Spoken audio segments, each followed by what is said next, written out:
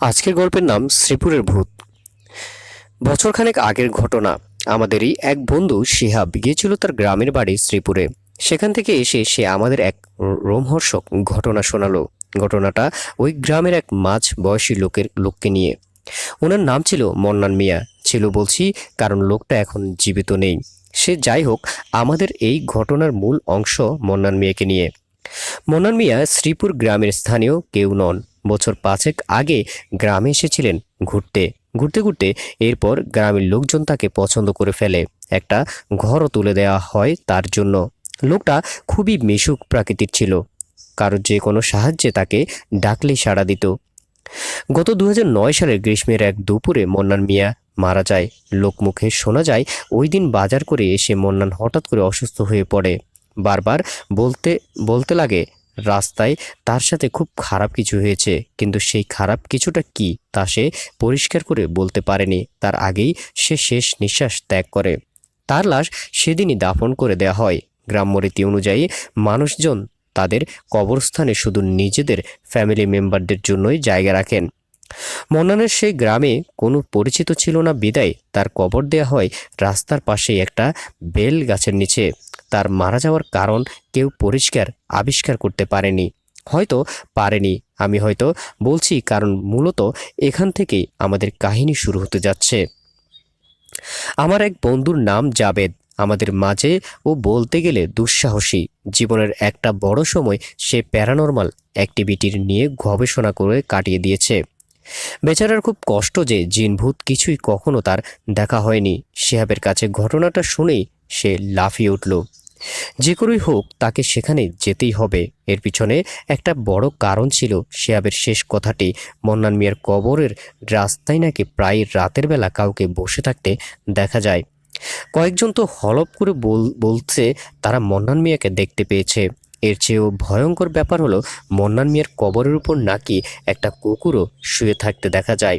কুকুরটা কোথা থেকে আসে, রাত শেষে কোথায় যায় তা আজও কেউ জানতে পারেনি। এমনকি দিনের বেলা কুকুরটাকে কেউ কখনো দেখেওনি। প্রতি পূর্ণিমার রাতে কুকুরটা মন্নান মিয়ার কবরের পাশে বসে কাঁদে। যারা রাতের বেলা গ্রামের বাজার থেকে আসেন তারা অনেকেই ওই কুকুরকে দেখেছেন। মন্নান মিয়ার কবর যেই রাস্তায়, ওই রাস্তাটা এখন প্রায় বন্ধের উপক্রম। এই কথাগুলোই আসলে জাবেদের মাথাটা খারাপ করে দিল। শিহাবের এক কথা, সে কোনো অবস্থাতেই জাবেদকে নিয়ে যাচ্ছে না। জাবেদ অনেকটা নাছোড়বান্দা পাবলিক। অনেক কাঠখড় পুড়িয়ে শেষমেশ শিহাবকে রাজি করালো যাওয়ার ব্যাপারে। আমার নিজেরও যাবার ইচ্ছে ছিল না, কিন্তু সেই সময় মিড টার্ম পরীক্ষা চলছিল দেখে যাওয়ার সম্ভব হয়নি। যাই হোক, জাবেদের প্ল্যান ছিল পূর্ণিমা রাতে উক্ত স্থানে উপস্থিত থাকা। এতে কুকুরটার দেখা পাওয়া যাবে, পাশাপাশি ছবি তোলার জন্য ভালো আলো থাকবে। বাংলা ক্যালেন্ডার দেখে সময় নির্ধারণ করে রওনা দিল তারা। তারা মানে জাবেদ আর শিহাব। সাথে আরও দুজনের যাওয়ার কথা ছিল, কিন্তু শেষ মুহূর্তে দুজনেই যাওয়ার বাদ করে দেয়। পারিবারিক কিছু ঝামেলার কারণে দুজনের যাওয়া বাতিল হয়ে যায়। সে যাই হোক, জাবেদরা নির্দিষ্ট সময়ে গ্রামে পৌঁছায়। আদর আপ্যায়নে তাদের বরণ করে নেয় শিহাবের আত্মীয় স্বজনরা।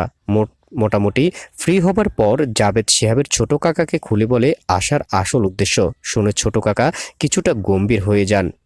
শেষমেশ জাবেদ আর শিহাবের প্রবল অনুরোধের মুখে নাতি নতি স্বীকার করতে হয় তার যাওয়ার অনুমতি দেন তিনি, কিন্তু তার সাথে তার দেয়া পরিচিত একজনকে নিয়ে যেতে হবে। জাবেদ চাচ্ছিল একাই যেতে, কারণ এইসব ব্যাপারে বেশি মানুষ থাকলে নাকি প্যাচ লেগে যেতে পারে। কিন্তু ছোট কাকার শর্ত একটাই, হয় সাথে তার দেয়া গাইড যাবে, না হলে যাওয়া বাতিল। অগত্য জাবেদকে রাজি হতেই হলো। সেদিন ছিল রবিবার। সন্ধ্যার পরপরই আকাশ উজ্জ্বল করে পূর্ণিমার চাঁদ উঠল। চাঁদের আলোতে চারপাশে যেন আলোকিত হয়ে উঠল। বিপত্তি শুরু হলো ঠিক তখনই। শিহাব তাড়াহুড়ো করে বের হতে গিয়ে দরজায় চৌখাটে ধাক্কা খেল। সাথে সাথে মাথা ধরে বসে পড়ল। হাত সরাতেই দেখে গেল ফিনকি দিয়ে রক্ত বেরুচ্ছে। বাসাভর্তি মানুষের মধ্যে হট্টগোল বেঁধে গেল। একে তো গ্রাম অঞ্চল, তার উপর এখনো ফ্রিজ জিনিসটা এতটা জনপ্রিয় হয়ে ওঠেনি।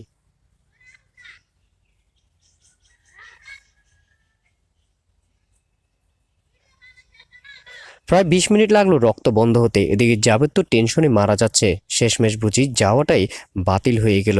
এই অবস্থায় শিহাবের পক্ষে যাওয়া একদমই সম্ভব হচ্ছিল না, কিন্তু জাবেদ কাকাকে বলে তার নিজের যাওয়া নিশ্চিত করে নিল। সাথে থাকবে গাইড তরুণ আলী।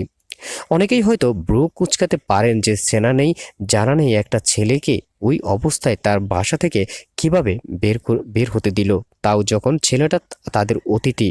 ভাই, জাবেদকে আমি চিনি। সে যদি বলে সে যাবে তাহলে তাকে আটকানোর কারো পক্ষেই সম্ভব না। এমনকি সে তখন নিজের বাবা মার কথাও শুনবে না।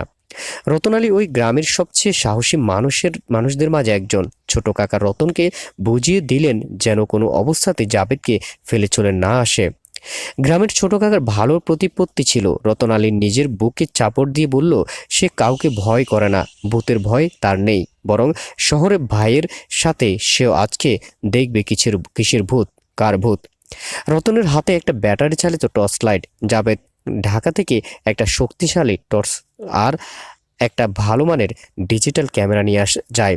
ক্যামেরাটা গলায় ঝুলিয়ে টর্চটা হাতে নিয়ে হাঁটতে লাগলো সে। পাশে রতন আলী। রতন তাকে গ্রামের বিভিন্ন ঘটনা জানাতে লাগলো। কোনো বাড়ির কে করে কার হাতে খুন হয়েছে, কে কোথায় ফাঁস নিয়ে মারা গেছে, এইসব। জাবেদের বিরক্ত আর ভয় দুটোই লাগছিল।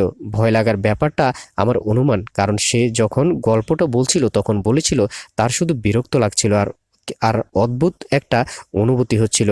আমি ধরে নিয়েছিলাম সেই অনুভূতিটা ভয়। বাড়ি থেকে জায়গাটার দূরত্ব 2 মাইলের মতো। গ্রামের নীরবতায় নাকি ভূত দেখার টেনশনে কে জানে জাবেদের ভীষণ বাথরুম চাপলো। রতন আলীকে সে টর্চটা ধরতে বলে নিজে গেল একটা গাছের নিচে প্রকৃতির ডাকে সাড়া দিতে। কাজ শেষ করে ফিরে এসে তার আবার হাঁটতে লাগলো। কিছুক্ষণ চুপচাপ হাঁটার পর হঠাৎ রতন আলী জাবেদকে জিজ্ঞেস করে বসলো মন্নান মিয়ার সম্পর্কে কতটা কি জানে সে। জাবেদ একটু চমকে গেল, কারণ কিছুক্ষণ আগে যেই গলায় রতন আলী কথা বলছিল তার সাথে এখনকার গলা যেন একটু অমিল লক্ষ্য করা যায়। তবে ঘাবড়ে না গিয়ে সে বোঝার চেষ্টা করলো ব্যাপারটা কি আসলে তাই নাকি তার দুর্বল মনের চিন্তা। জাবেদ মন্নান মিয়ার সম্পর্কে যা জানতো তা বলল রতন আলীকে। শুনে রতন আলী কিছুক্ষণ চুপ করে থেকে বলল, মন্নান মিয়া কেমনে মারা গেছে জানতে চান? রতন আলীর গুলো শুনে ভাষায় লেখা হলো। আমি যখন গল্পটা শুনেছিলাম তখন জাবেদও রতন আলীর কথাগুলো গ্রাম্য টানেই বলছিল। একটা একটা রহস্য, কারণ জাবেদ ওই গ্রামের মাত্র 2 দিন ছিল। তার পক্ষে এত ভালোভাবে ভাষাটা রূপ্ত করা সম্ভব না। যাকে আমরা গল্পে ফিরে যাই। জাবেদ কিছুটা অবাক হয়ে বলল, কিন্তু সবাই যে বলে মন্নান মিয়ার মৃত্যুর কারণ কেউ জানে না। রতন, তারা জানে না, কারণ মন্নান তাগর কাউরে কইতাম চাইনি। জাবেদ, তাহলে তুমি কিভাবে জানো? রতন, মন্নান আমার খুব ক্লোজ ফ্রেন্ড ছিল। মরার আগে কি তোমার সাথে কথা হতো? কিছুক্ষণ চুপ থেকে রতন বলল, আপনি আসল ঘটনা জানতে চান? জাবেদের এই প্রথম গায়ে একটু কাদা দিয়ে উঠল। তবুও সে উত্তর দিল, হ্যাঁ, তুমি যদি জানো তাহলে বলতে পারো। আমার নিজেরও এটা জানার খুব ইচ্ছে। এরপর রতন আলী জাবেদকে যা বলল তা আমি একটু সাজিয়ে লেখার চেষ্টা করলাম। যেদিনের ঘটনা, সেদিন সকালে মন্নান মিয়া তার সপ্তাহের বাজার করতে যায়। বাজারে পরিচিত মানুষদের সাথে দেখা সাক্ষাৎ করে এবং নিজের প্রয়োজনীয় জিনিসপত্র কিনে সেও রওনা হয় বাসার দিকে। পথ মধ্যে একটা কবর পড়ে ওই রাস্তায়। অনেকেই বলে ওই কবরে নাকি মাঝে মাঝে এক বৃদ্ধকে দেখা যায়। আবার অনেকেই বলে ওই কবর থেকে রাতের বেলা নানা রকম আওয়াজ আসে। কে বা কারা কান্না করে, সেই আওয়াজ নাকি পাক খেয়ে খেয়ে বাতাসে ভাসে। মন্নান মিয়া এইসব ব্যাপারে তেমন পাত্তা দিত না। সেদিন আসার পথে হঠাৎ তার ভীষণ তৃষ্ণা পায়। তার বাজারের ব্যাগ থেকে বোতল বের করে পানি খাওয়ার জন্য রাস্তার পাশেই বসে পড়ে। এমন সময় একটা কালো কুকুর এসে তার পাশে বসে। কুকুরটা দেখে একটু অবাক হয় মন্নান মিয়া। গ্রামে অনেক দিন যাবৎ আছে, কিন্তু সে কিন্তু আগে কখনো এত বড় কালো কোনো কুকুর দেখেনি। কুকুরটা মন্নানকে একটু দৃষ্টিতে দেখতে থাকে। হঠাৎ মন্নানকে অবাক করে দিয়ে বলে ওঠে, আমার কবরের পাশে বসে আছিস? তোর সাহস তো অনেক বেশি দেখছি। মন্নান প্রথমে ভাবলো তার শোনার ভুল। সে ব্যাগ থেকে পানি বের করে চোখে মুখে পানি দিল। এবার সে আর স্পষ্ট শুনতে পেল কুকুরটা বলছে, কিরে, ভয় পেলি নাকি? মন্নান মিয়া এবার পুরো ঘাবড়ে গেল। অনিশ্চিত বিপদের আশঙ্কা সে তার হাতের পাশে পড়ে থাকা একটা গাছের ডাল দিয়ে ছুটে মারল কুকুরটার দিকে। ডালটা সরাসরি গিয়ে লাগলো কুকুরটার মুখে, এক পাশ কেটে গিয়ে রক্ত হতে লাগলো।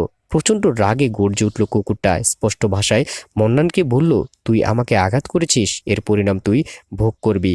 এই বলে কুকুরটা ভয়ঙ্কর গর্জন করে মন্নানকে কামড়াতে আসলো।